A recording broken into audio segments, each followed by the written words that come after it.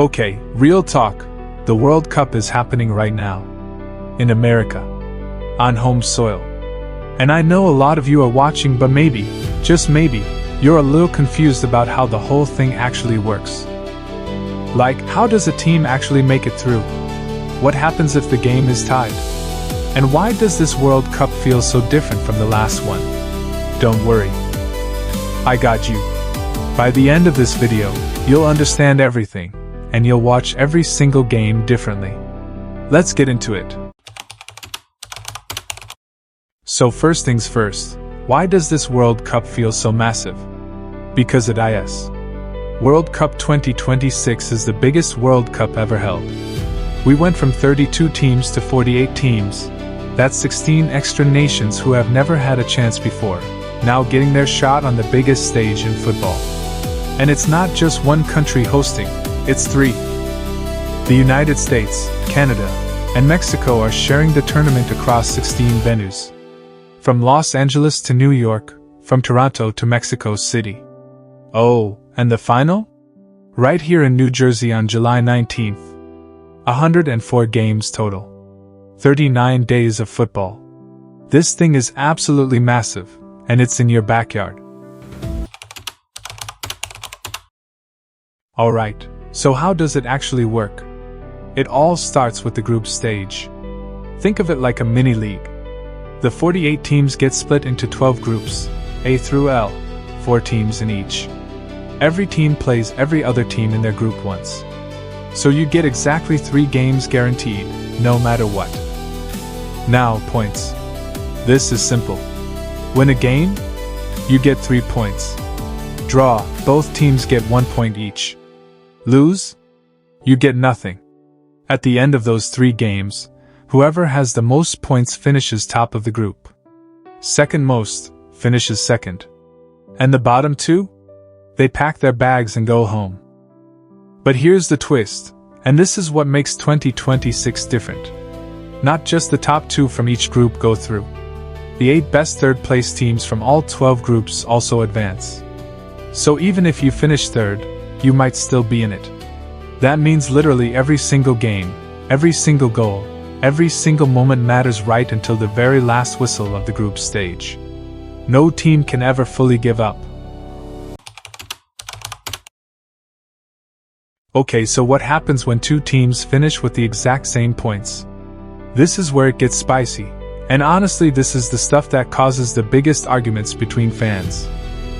FIFA has a whole tiebreaker system. First they look at goal difference, goals scored minus goals conceded.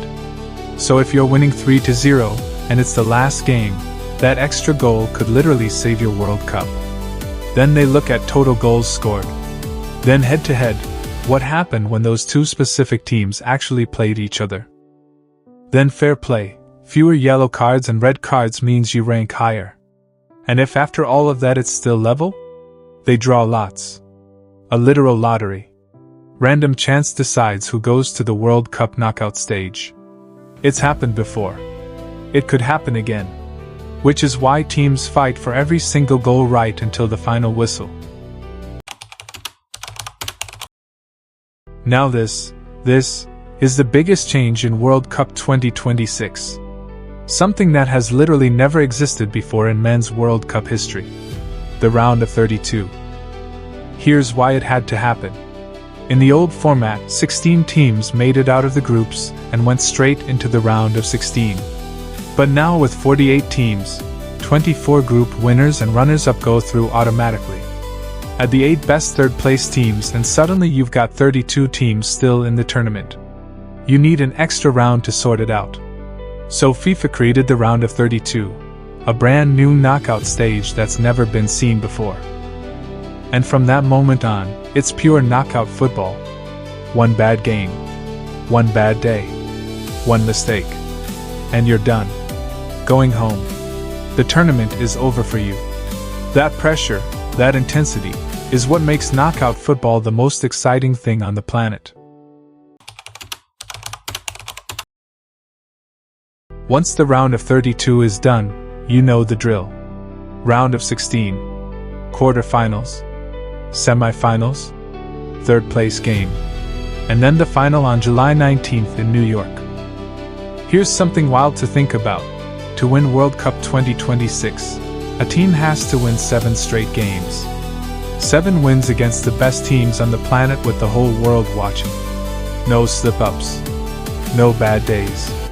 7 perfect performances. That's why World Cup champions are so special. That's why lifting that trophy means absolutely everything.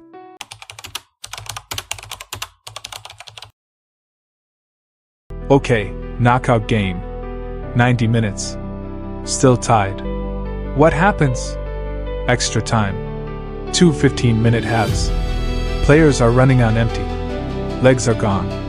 But they have to keep going because one goal ends it all. Still tied after extra time? Penalty shootout. And if you've never experienced a penalty shootout, I feel sorry for you and I envy you at the same time. 5 players per team. 1-on-1 with the goalkeeper. 12 yards?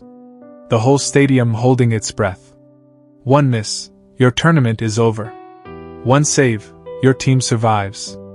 It's the most brutal, most beautiful, most nerve-wracking 5 minutes in all of sport. And World Cup 2026 is going to have plenty of them.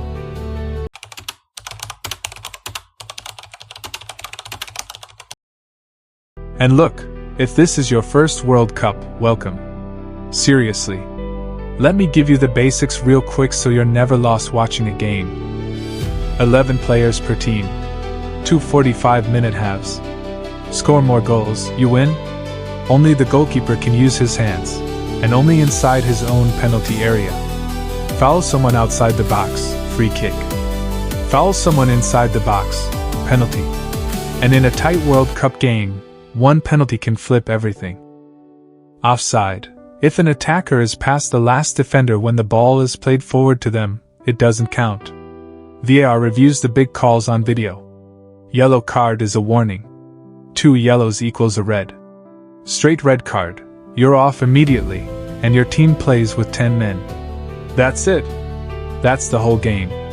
Easy to learn in 5 minutes, and possible to stop loving once you get it. So there you go. Everything you need to know about World Cup 2026, from the group stage to the penalty shootout, all in one video. Now go watch the games. Pick your team. Argue with your friends. And enjoy every single moment of the greatest sporting event on earth happening right here in America. If this helped you out, subscribe to Pretend a Story. We're covering every twist, every shock, every beautiful moment of World Cup 2026. I'll catch you in the next one.